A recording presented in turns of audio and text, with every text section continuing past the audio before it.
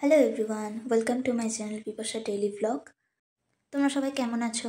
আশা করি সবাই খুব ভালো আছো, আর আমিও ভালো আছি। তো আজকে একটু আমি অন্যরকম কিছু ট্রাই করতে চেয়েছি।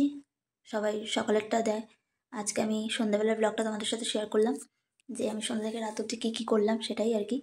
তো তার আগে আমি কিছু কথা বলতে চাই।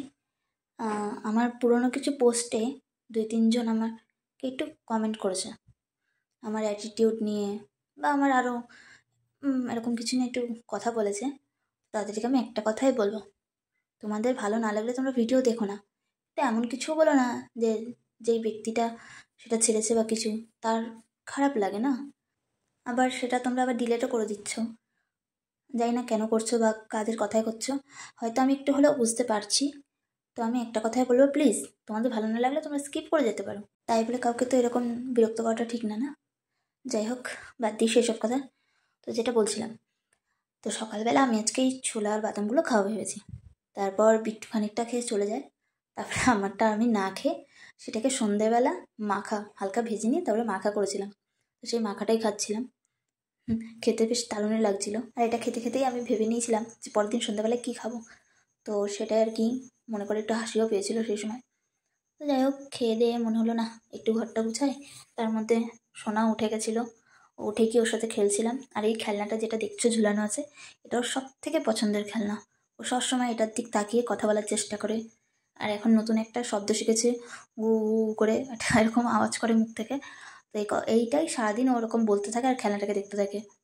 তো ওর সাথেই কথা বলতে বলতে আজকে অনেকগুলো জামা কাপড় কাচা ছিল, সেগুলো কেচে শুকিয়ে ভাঁজ করে নিচ্ছিলাম। আর আমি জানো সবসময় শোকেস গুছাতে গেলে আমি শোকেসের দরজাটা দিতে আমি ভুলে যাই। আমি প্রতিটা দিন শোকেসটা খুললে লাগাতে ভুলে যাব। আর এদিকে দেখো, ও কথা বলতে বলতে পা দিয়ে দাপিয়ে দাপিয়ে কী করেছে, পুরো বিছানার চাদর টাদর সব উঠিয়ে দিয়েছে। আর ওর পেছনে আমার সারাদিন বকতে বকতে এইভাবে দিনটা কেটে যায়।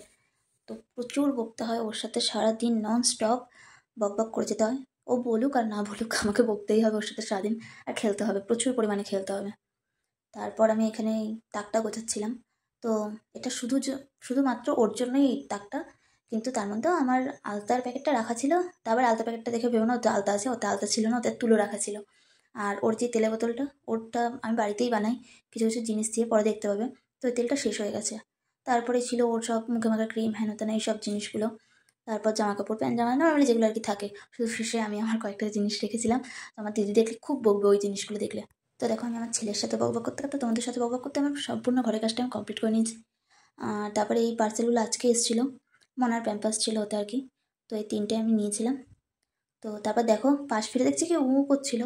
তো দেখছি ওরকম ঘুরে গেছে। একা একা এখনও অনেকটাই উগুড়োতে একাই পারে।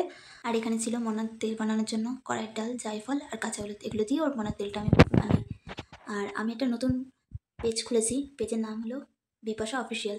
ওই পেজটা একটু সবাই ফলো করে দিও, আর আমি লিঙ্ক দিয়ে দেবো। তো আজকের ব্লগটা এই অবধি, দেখা হবে নেক্সট কোনো ব্লগে। টাটা।